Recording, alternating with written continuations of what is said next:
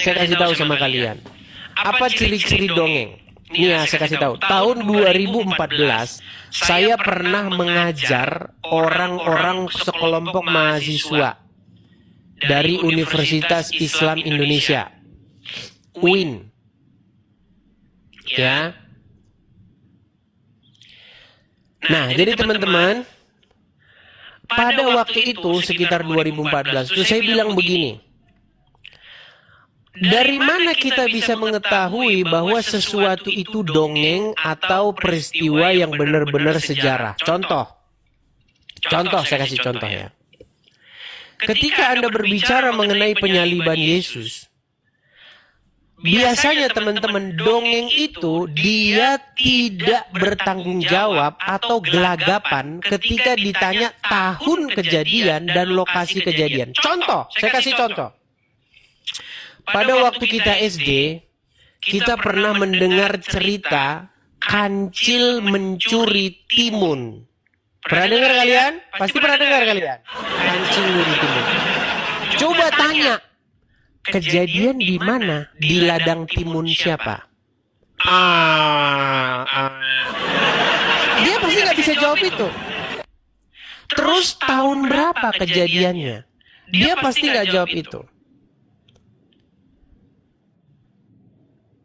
Terus misalnya, saya kasih contoh lagi. Malin Kundang.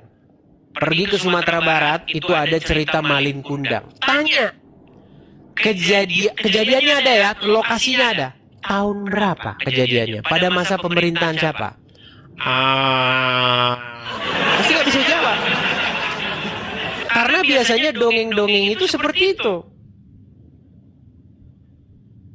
Nah, tetapi ketika kalian membaca Injil, misalnya di dalam peristiwa penyaliban Yesus, itu ada. Pada waktu itu gubernur, pada waktu itu di wilayah Yudea, karena pada waktu itu Israel itu dikuasai oleh pemerintahan Romawi. Jadi itu termasuk wilayah jajahan orang-orang Romawi. Jajahan orang-orang Roma. Nah, orang Roma pada waktu itu menempatkan di situ gubernur pada waktu itu. Namanya Pontius Pilatus. Ada. Pada waktu Pontius Pilatus menjabat sebagai gubernur di wilayah itu. Dan Herodes sebagai raja wilayah. Ada tempat kejadiannya, lokasinya ada, tempat kejadiannya ada.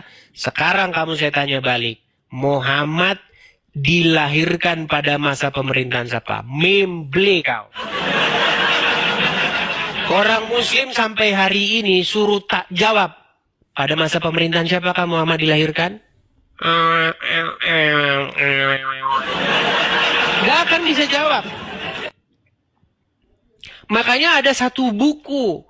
Buku itu ditulis oleh Robert Spencer. Yang berjudul Did Muhammad Exist?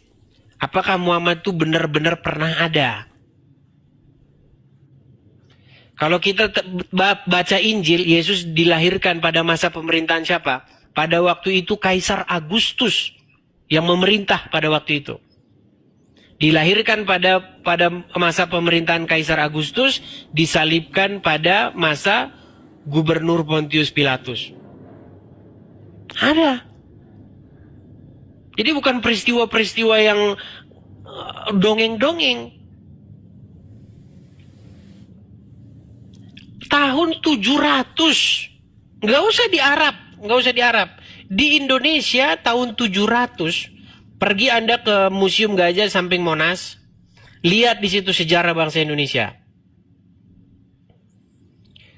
Bahkan kerajaan tertua di Nusantara, di Indonesia, dulu namanya belum Indonesia, itu adalah Kerajaan Kutai Kartanegara. Lokasi tepatnya itu di Kutai sekarang, Kalimantan. Ada di situ raja yang memerintah pada waktu itu, namanya Mula Warman. Ada prasastinya.